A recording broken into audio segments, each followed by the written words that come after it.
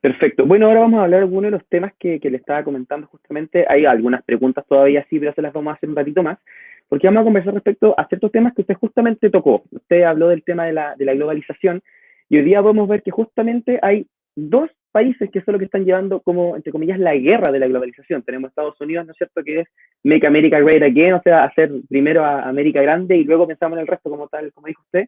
Y después tenemos a China, que China con todo lo que está pasando y su rol que ha tenido ahora en la Organización Mundial de la Salud, a diferencia de lo que ha hecho Estados Unidos, es totalmente distinto. Si nosotros nos ponemos a comparar en balanza, tenemos en Estados Unidos que le echa la culpa totalmente a China, que China es el culpable de la pandemia, que hay que castigar a China por lo que está pasando, y en general su política interna y externa la está basando en tener un enemigo en común que en este caso vendría siendo China. A lo contrario que está haciendo China, que está utilizando en cierto sentido el soft power, que está tratando de ayudar en este sentido a tratar de controlar la pandemia y después ver qué es lo que pasa con el seguimiento a la pandemia. ¿Usted cree que tenemos en este momento una guerra de la globalización entre estos dos polos? Bueno, yo no utilizaría la palabra guerra, porque guerra conlleva ciertas cosas. Las leyes de la guerra son totalmente distintas de las leyes de la pugna, de las fricciones comerciales. Lo que tenemos es una pugna por la hegemonía. Estados Unidos llegó hace mucho tiempo a la conclusión de que China se estaba convirtiendo en un rival estratégico, cosa que hoy día sin duda lo es. Pero entre una rivalidad entre potencias y una guerra hay una distancia grande. Las leyes de la guerra tienen otra ética, se pueden, digamos, eh, está la vida en juego y por lo tanto se adoptan decisiones muy radicales que creo que estamos muy lejos todavía de llegar. Sin embargo, el daño que Estados Unidos está tratando de infligirle a China es descomunal. Más de 300.000 millones de dólares en importaciones desde China están con un arancel de 25%. Estados Unidos ha prohibido que una serie de industrias de alto nivel tecnológico exporten materiales a China y incluso antes, hasta hace poco, permitía algunos resquicios, por ejemplo, de exportaciones de determinados productos que tenían tecnología estadounidense, pero que se exportaban desde terceros países, por ejemplo, Taiwán, y lo permitía. Ahora está planteando de que no lo va a hacer, y esto pone en un peligro existencial a una de las mayores empresas chinas, Huawei, que depende de esas importaciones y que se podría ver afectada, pero muy drásticamente, porque no es llegar y buscar proveedores alternativos, no es tan fácil encontrarlo, y para los volúmenes de estas empresas esto puede tomar muchos años y en este tipo de situaciones un par de años puede ser la diferencia entre la vida y la muerte. De manera que es decir, esto está tomando un cariz bastante serio. También en el plano, Estados Unidos ha elevado la pugna al plano financiero y le ha prohibido a ciertas instituciones invertir en empresas chinas. A la inversa, ha prohibido que los chinos adquieran ciertas empresas, siempre citando razones de seguridad nacional, pero en la mayoría de los casos realmente es una disputa por la hegemonía. Y Estados Unidos concluyó, no con este gobierno, ya con el gobierno del presidente Obama, eh, habían tomado una serie de medidas para contener el avance de China. Lo que ha hecho Trump es hacerlo más duro, pero en la mayoría de estos aspectos hay un consenso bipartidista en Estados Unidos. Demócratas y republicanos coinciden en cercar o de detener, o tratar de eh, frenar el avance de China. Ahora, los chinos, todos sabemos de su historia, cuán persistentes son. Los chinos construyeron la Gran Muralla a lo largo de 1000 años. No hay muchos pueblos que puedan tener un récord semejante de construir el mayor monumento sobre la Tierra en un plazo de 10 siglos y haberlo hecho hasta concluirlo.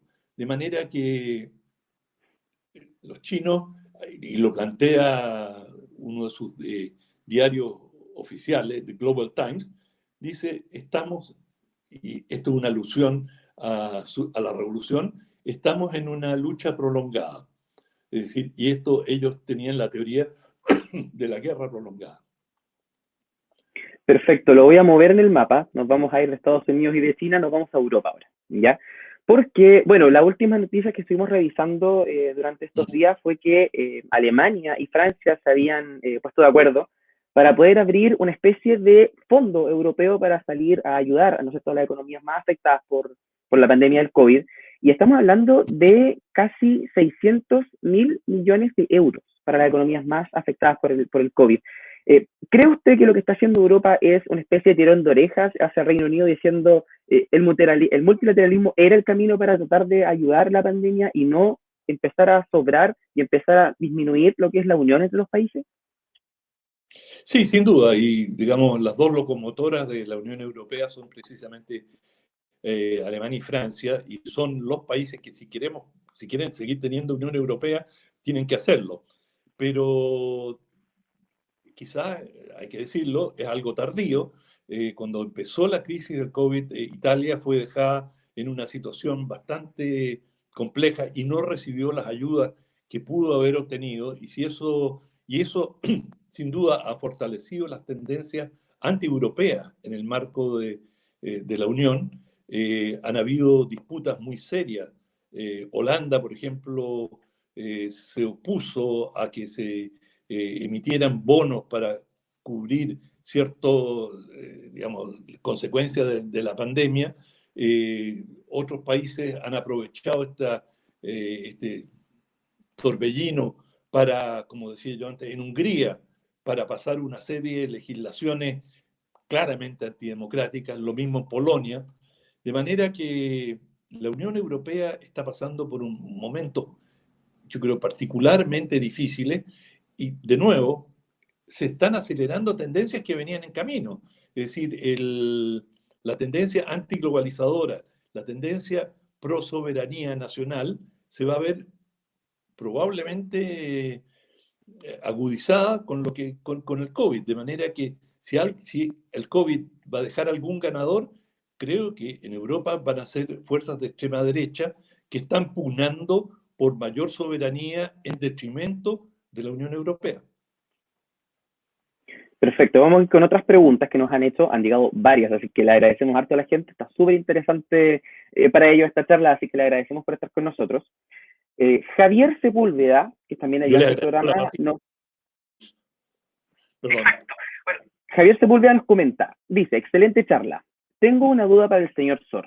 ¿En qué situación se encuentra actualmente la Organización Mundial de la Salud en relación a la investigación independiente solicitada por los países? Para poner el contexto un poco, la Organización Mundial de la Salud tenía, ¿no es cierto?, pensado realizar una investigación respecto a lo que estaba pasando con el COVID, pero ahora se está sumando una investigación adicional que es por parte de países, de parte de la Unión, o sea, por parte de la Organización Mundial de la Salud, que quieren hacer una investigación aparte para tratar de ayudar en todo este embrollo que está pasando con el COVID. Entonces, claro, la pregunta es esa, ¿cuál es la labor en este caso de la Organización Mundial de la Salud en esta investigación independiente? Sí, el tema de la investigación lo ha planteado principalmente Estados Unidos y, digamos, es una pregunta con intención, es decir, no es queremos una investigación para saber y no vuelva a ocurrir nunca más que una pandemia pueda repandirse de esta manera. Ellos están diciendo claramente, y el gobierno de Estados Unidos, que China es responsable, que China actuó en forma inadecuada, no entregó la información en forma oportuna, y que ellos tienen que incluso indemnizar al mundo por los daños causados por esta pandemia. Yo creo que esto no tiene ningún asidero. Digamos, en 1918, cuando la pandemia de la gripe española se estima que mató unos 50 millones de personas. ¿De dónde vino esa pandemia? Esa pandemia vino de Estados Unidos. Se creó, salió de algunas granjas en Estados Unidos y la llevaron a Europa soldados estadounidenses que combatieron en la postrimería de la Primera Guerra Mundial. Nadie se le ocurría decir que Estados Unidos es el culpable o tiene responsabilidad o debería indemnizar a los descendientes de quienes murieron de la gripe española. Estas cosas ocurren y, digamos, si China no reaccionó en forma suficientemente veloz, cosa que habrá que ver si fue así, o sea, pero si fue el caso, fue víctima de su propio entramado burocrático en que funcionarios locales o quizás nacionales tratan de, como pasa en todos los países, de bajarle el perfil a las dificultades. Es decir, eso no es un problema de China, pasa en muchos lugares de que, digamos, sobre todo las burocracias, es decir, yo no tengo nada que ver, no es culpa mía, dejemos por ahí, no, esto no trasciende, y no tener que hacerme cargo yo de esta situación. Más allá de eso, los chinos sí, una vez que ya quedó establecido la enfermedad, han participado en forma bastante abierta y generosa en entregar una información, y lo que Estados Unidos está buscando, y en particular Trump, está buscando un chivo expiatorio. Es decir, si uno ve el comportamiento errático absolutamente irracional que tuvo Estados Unidos cuando Trump se mofaba y decía, no, si esto es una gripe más, o esto es una invención de los demócratas, acusando a los opositores, quieren crearnos problemas, pero todo esto es una farsa. Así calificó Trump, y de pronto él dice, porque no nos informaron a tiempo, ellos tenemos que castigarlo. Es decir, es un contrasentido total, es de un nivel de absurdo y de oportunismo que a él le calza muy bien, porque él logra unir varios elementos. Él dice, primero, él tiene es decir, la xenofobia está presente en muchos de sus adeptos, y él dice, uno, los chinos nos causaron esto. La culpa no es nuestra. Si los chinos nos hubiesen avisado a tiempo, nosotros lo podíamos haber resuelto con mucho menos muertos. Segundo, acá los chinos están trabajando mano a mano con la Organización Mundial de la Salud. Ya le cortó el financiamiento y ha advertido que podría hacerlo en forma permanente, porque la Organización Mundial de la Salud colaboró con los chinos.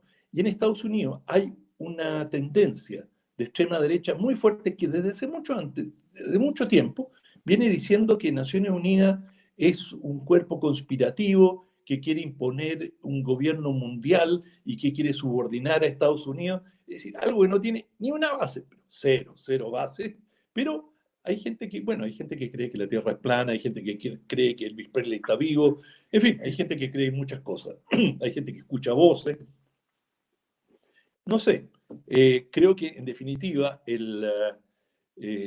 China está en una situación bastante expectante, y que en definitiva es todo este ruido que estamos escuchando en torno a la Organización Mundial de la Salud, y la necesidad de llevar una investigación, no vaya a llegar a ninguna parte. China ganó en esta última, se reunieron en Ginebra la semana pasada para discutir el tema de la comisión investigadora, y China logró imponer que la investigación se haga una vez que haya terminado la pandemia, vaya uno a saber cuándo. Y en realidad el gran tema que tenemos por delante, y eso es la clave, es cuando encontramos una vacuna que permite, o un tratamiento y una vacuna que permita erradicar en forma segura el virus. A lo mejor no en forma absoluta, puede que continúe en forma endémica, pero por lo menos que deje de ser una amenaza y que permita abrir la frontera y recuperar la vida normal en los países. Y que todo el esfuerzo debería estar orientado, y toda la cooperación internacional orientada hacia eso. Y en eso es muy decepcionante que Estados Unidos se haya marginado y haya dicho, nosotros vamos a sacar nuestra vacuna y ya veremos qué hacemos más adelante, pero se negaron a suscribir la propuesta que todos los demás países han hecho, y China ha dicho, si nosotros descubrimos la vacuna, la vamos a universalizar, la vamos a entregar a todos los países, de manera que si eso llega a ocurrir, veremos quién llega primero a la vacuna, y ojalá sea pronto. Vamos a ver cómo va van a actuar los países, porque yo creo que eso podría tener un enorme impacto político. Perfecto. Quedan hartas preguntas, pero las vamos a tener que tirar para el final porque ahora viene el último tema y nos vamos a venir a Chile, ¿ya?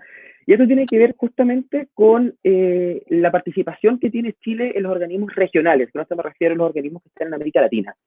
¿Usted cree que Chile en este momento necesite aumentar su participación regional? Y también, hablando justamente del tema de la participación regional, si es necesario alguna actualización en lo que es la carrera diplomática y la Cancillería en general. Con esto me refiero al trabajo que están realizando los cónsules, por ejemplo, fuera del país, y si es necesaria alguna modernización en su trabajo. Bueno, digamos, Chile siempre ha tenido una vocación regionalista y, desgraciadamente, hablando de los auges nacional-populistas, en Sudamérica, en concreto, es muy difícil tener una cooperación amplia y eficiente si no contamos con Brasil. Y Brasil,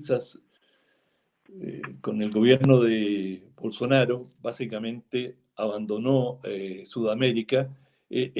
Brasil era el autor de muchas de las iniciativas integradoras y durante mucho, sobre todo bajo el gobierno de Lula, y también de Cardoso y otros gobiernos, tuvo una vocación integradora importante con Dilma Rousseff, pero en este cambio está aplicando una política de Brasil primero y olvidando el resto de la región. De hecho, como lo señalé antes, Mercosur prácticamente ha dejado de existir para muchos efectos prácticos, que era la principal instancia comercial en el Cono Sur. De manera que el panorama para integrador es complejo, y para Chile en particular no hay poca afinidad con varios de los gobiernos vecinos, no hay mucha afinidad entre el actual gobierno chileno y el argentino, como ha quedado demostrado en varios incidentes. Ciertamente no hay mayor afinidad con Bolivia, con país con el cual todavía no tenemos relaciones diplomáticas, o sea, que es algo insólito. Perú está absolutamente absorto en sus dificultades y Chile también. De manera que yo creo que estamos pasando por un periodo en que el factor internacional no va a tener mayor relevancia en el plano regional.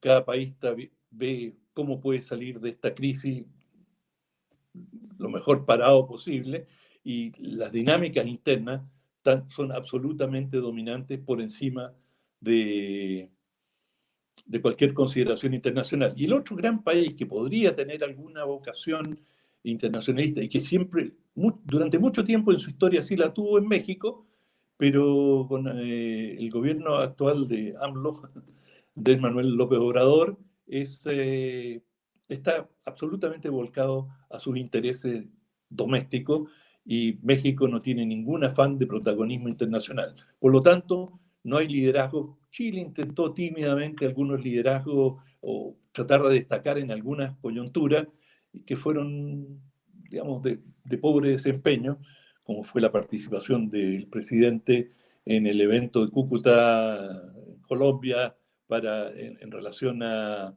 la situación en Venezuela, que realmente terminó bastante mal en todo sentido. Y yo diría que yo no veo mayor posibilidad de avanzar mucho en el plano integrador. Y en cuanto al rol de la Cancillería, yo creo que la Cancillería ha bajado bastante su perfil en el último tiempo y, bueno, por supuesto los consulados tienen un rol asistencial muy importante. Yo creo que yo tiendo a discrepar con mucho de lo que plantean, digamos, con el cuerpo diplomático, que plantea que el cuerpo diplomático debe ser primordialmente de carrera. Yo creo que la diplomacia y sobre todo los embajadores son esencialmente enviados políticos y responsables políticos, mucho más que administradores o funcionarios públicos que van a ejercer o a representar al Estado. Por lo tanto, a mí me parece que es absolutamente legítimo y deseable tener representantes políticos que establezcan relaciones con corrientes políticas afines a la política exterior del país.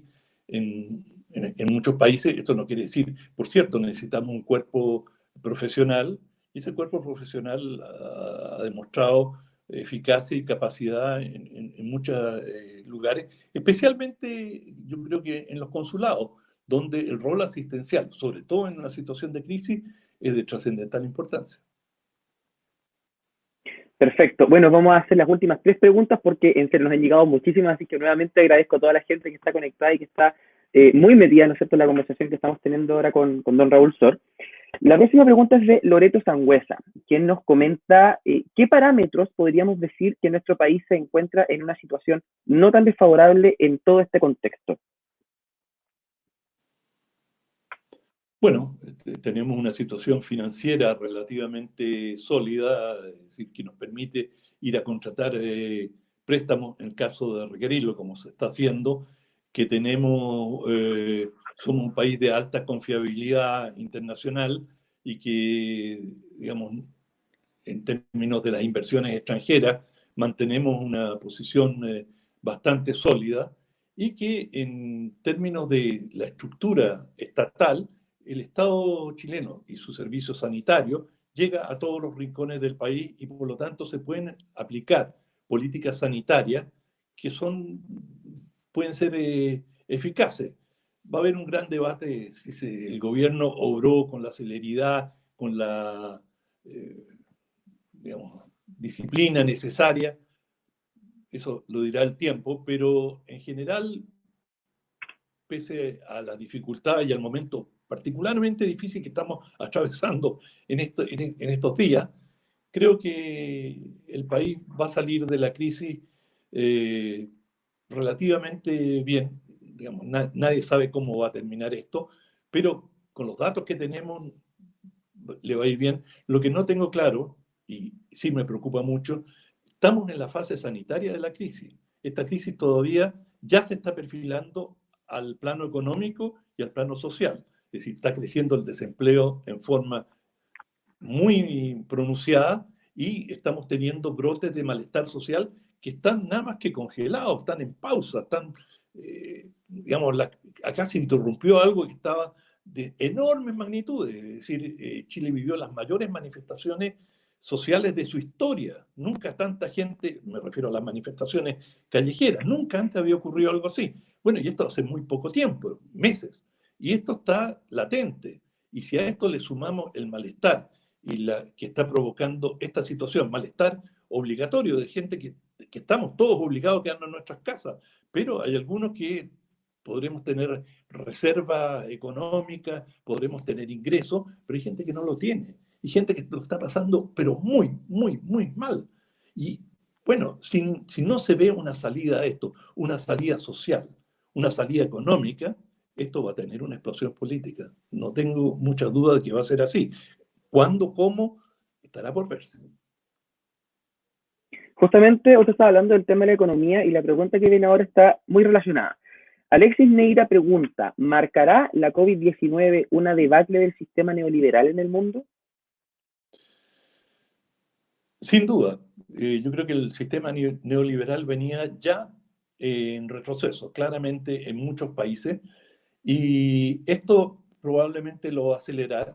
Y por modelo neoliberal entendemos el proceso de privatizaciones. Por ejemplo, la línea aérea alemana, Lufthansa, recibe ya un apoyo estatal y se estima que 25% de esa aerolínea va a ser estatal. Yo creo que muchas aerolíneas van a terminar en manos del Estado porque los privados no van a ser capaces de sustentarla. Es decir, eh, la suspensión de meses de vuelo, es decir, sin ingreso, va a hacer que muchas de estas empresas, si se quiere que continúen, van a tener que ser tomadas por el Estado. Y si es dinero del Estado, bueno, finalmente eso se va a traducir en un paquete accionario. Y eso puede pasar con muchas empresas. Por lo tanto, va a haber más Estado, va a haber más regulación. Es decir, todo el proceso de regulador que ha caracterizado las últimas décadas ya venía en retroceso. Pero yo diría que hay algo más importante, que es fundamental, que es la ideología dominante en el sistema neoliberal fue ganancia para los accionistas, shareholders value, como se dice en inglés, ganancia para los accionistas. Y eso pasó a ser el valor fundamental del sistema.